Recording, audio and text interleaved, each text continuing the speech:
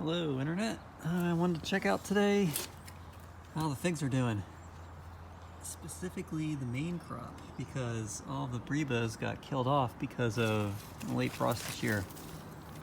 This is Malta Black, and it's pretty impressive how many figs it's got on. One in every node. One here, 2, 3, 4, 5. And then a bunch in the middle. 1, 2, 3, 4, 5, 6, 7. It's possible that these will ripen in time. I don't know. I think Ross Ratty said that they take about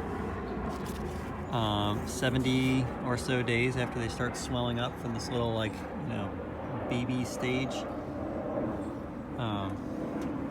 We'll see. We've probably got enough time. How are the other figs doing? This is Violet de Bordeaux. This one's doing great. Look at that. Actually, this one's starting to get some color already. So we got 1, 2, 3, 4, 5, 6, 7 on that branch. There's a couple on this branch. 1, 2, 3. Probably more. It would probably keep going if our season was long enough, which unfortunately it isn't. And this is the best growth I've seen on this fig so far. Every year it puts out I don't know, well, the last couple of years it's been putting out like an inch or two of growth and then like a couple figs, and then it's just been kind of quitting after that. I don't know what this is. Maybe something scratched it. So over the winter, every time I had leftover water in a pot that I was steaming, so like steaming some vegetables or something, I would just take the water and just dump it on here. And fig seems to really like that. The leaves this year are huge compared to, my hand's not very big, but they're big compared to normal. I think last year they were more, this size.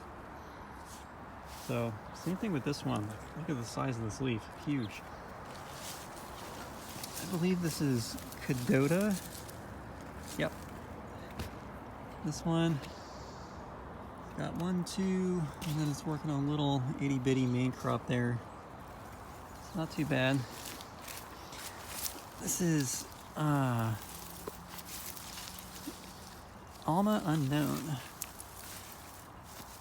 This one's much further behind. I think I was hanging on to these so when it gets hotter and drier in Portland and our season gets extended, these will start ripening. And then last but not least in my pots is, let's see. Where'd your tag go? Oh, it's LSU Purple. That's right. Yeah, so same deal. This seems to be quite a bit further behind than Malta Black, which is an early type, and Violet de Bordeaux. So I think for in-ground, probably Malta Black, Violet de Bordeaux would probably be pretty good.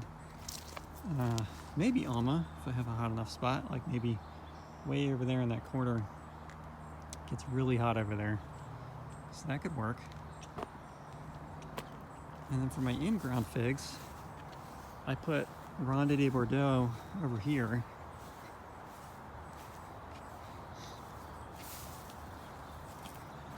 And these are small, but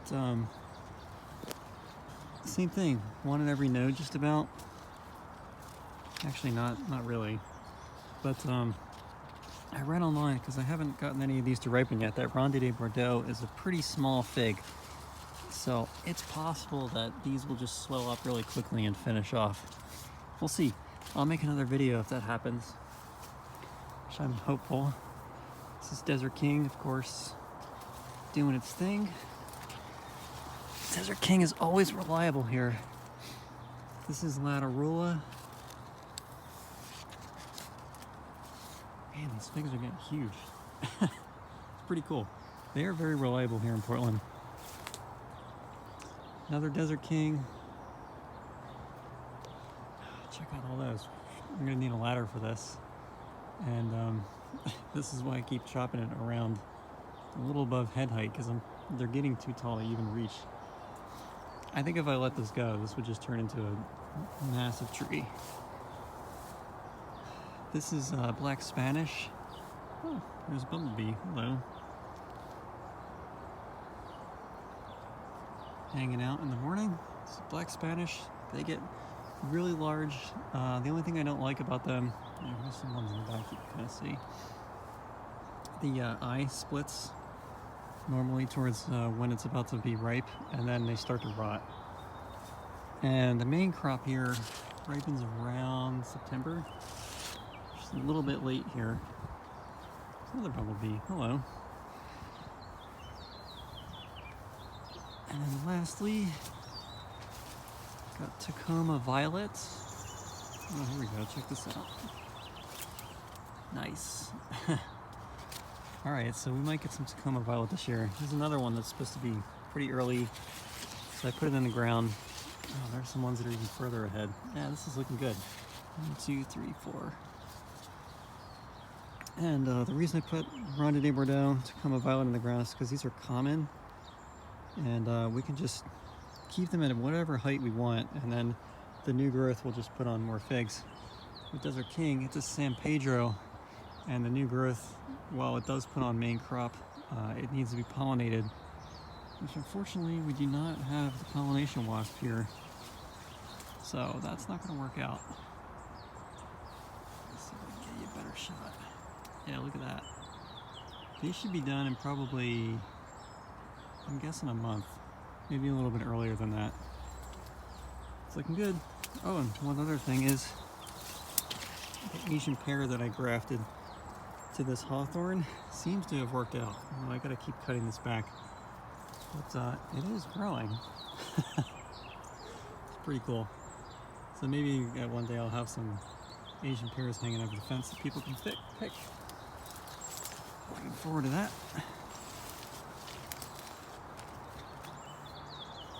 And I think over here on the new edge that I'm working on, the edge of the property, I think we're gonna put pomegranates, figs, or at least the Viola de Bordeaux. I've got cacti that I want to put over there, prickly pears, and oh, I got a palm tree, a jelly palm. So I think that would be really cool over there.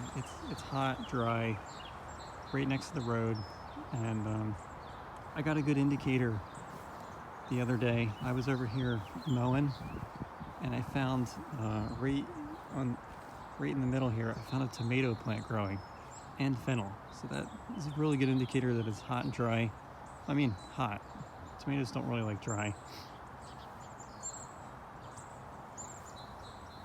So yeah, even though we had a lot of cold, a lot of wet, things are still happening, I think.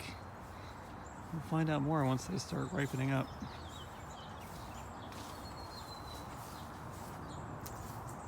Happy gardening, everybody.